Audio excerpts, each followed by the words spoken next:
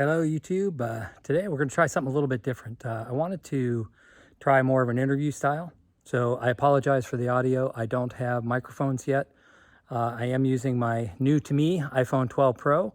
I'm trying to see if that provides good enough video quality to go ahead and use this as a video camera for interviews and such. Had a great time today. Flew out to a antique airplane fly-in at the Watts Woodland Airport, Oscar 41. And I ran into a great guy, Gary. And Gary, thanks a lot for being my first victim. And I hope you guys enjoy this interview. Thanks. Hey, how's it going? I'm here at Watts Woodland, and we're gonna take a look at a really cool plane, something that you're not gonna see very often. So let's take a look at it now. It's a Mooney Mite. And let's talk to the owner here and see if we can learn a little bit more about it. How's it going? Good, how are you? Good. I'm Chris. What's your name? I'm Gary Franco. Gary, very nice to meet you. So Gary, this is a really interesting plane. Oh, thank you. What can you tell me a little bit about it? It's a 1951 Mooney Mite. It's a single place, as you can see. Retractable gear, 65 horsepower. Retractable gear? Retractable gear. How cool to have retractable gear on something like this. It's got a Johnson bar that I have to retract. So it's all manual. Yeah. Nice and safe and reliable. Yeah. 65 horsepower engine. It cruises about 110 miles an hour. Okay. And I climb at about, I don't know, 200-300 feet per minute in it. It's good enough. Yeah. I noticed that the canopy is open there. Is that something that you can fly with that open? I do fly with it open, especially on really hot days. Really cools you off. Yeah, I'll bet. It's the only air conditioning I have in it. Yeah, that's your air conditioning, that's right? My air conditioning. Yeah. Cool. So what difference does it make in speed? Like if you fly with the canopy closed or the canopy open? It's got a 10-mile-an-hour difference. It shows 10 mile an hour faster. Okay. When I'm coming in for landing, I close it obviously, so I have a more accurate speed, and I'm not coming in and pancaking it on the runway. So you can open and close it in flight, no problem. Oh yeah. Huh? Okay. It works pretty easy. Oh, nice. So when you're flying along, and I used to fly an air coupe, and an air coupe also you can fly with the window open. Right. I'd put my elbow out, and the plane would turn left. Do you have the same? Yeah, same here. If I have either my elbow or my hand sticking out, doesn't matter how much, I can feel it turn. So if you lost ailerons, you can just use hand signals to fly the plane. Huh? Yep. All right. Well, why don't you show me the engine a little bit? It's something I'd never even heard of. Okay, it's a Lycoming B145 B2. E145? It's a B145. B145. B2. Okay, let's see. And the reason why it's a B2 is because it has two magnetos. They're rated at 65 horsepower, but I don't think I'm getting 65. I'm probably getting around 60. How many hours are on this engine? About 750. Oh, wow. Yeah, okay. after the overhaul. Does it burn any oil? No.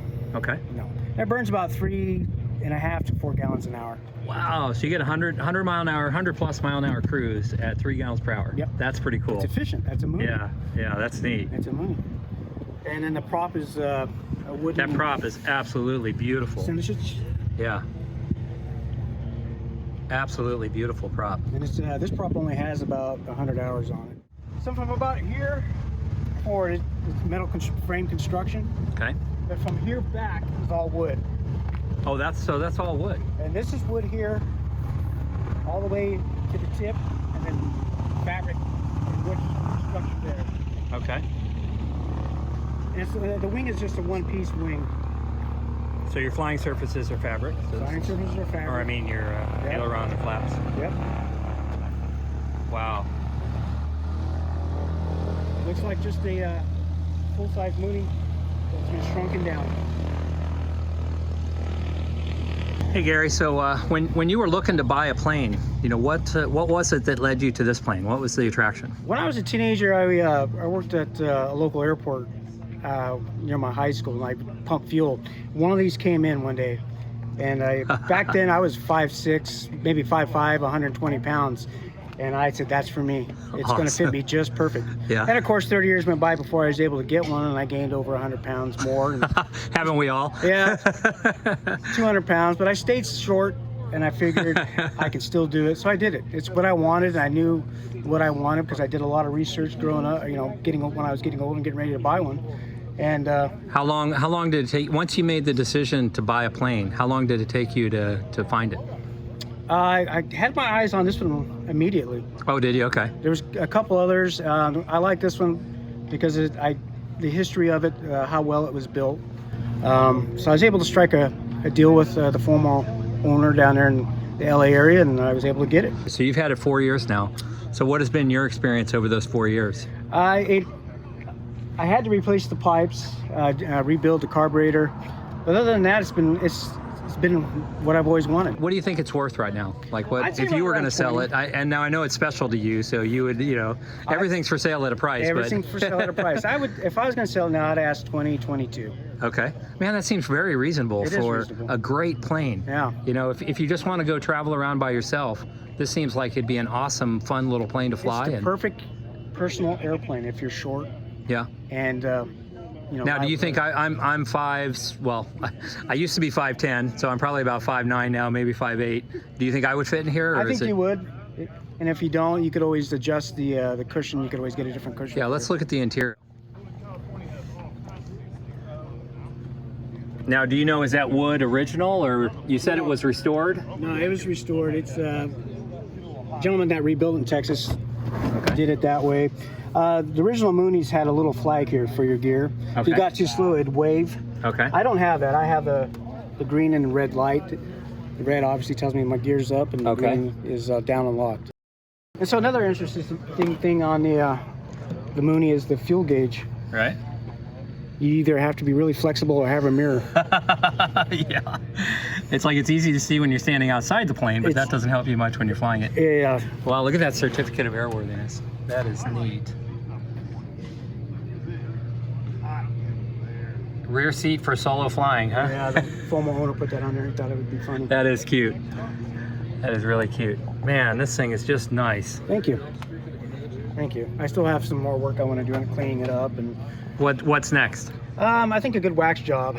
Okay. Yeah, to get it to really look good. It really looks nice already, but you can always wax things. I could always spot the blemishes on here. How complex is the gear, like, to work on? I've never had to work on it myself, Uh-huh. but to actually operate it and use it, Yeah, like you said, it's just a simple handle, right? So just simple it sounds Johnson bar? simple, but it's Yeah. actually there's a technique involved. Oh, there is? Because of the detents you were talking about, so you got to get it right in the right spot? Gotta get it right. You got to make sure it's locked? You got to make sure it's locked. It can fight you if there's too much pressure. If it wants to stay down. Okay. But Meaning you have to be on speed as you come in, or? you definitely have to have a technique to get the landing gear up. Yeah.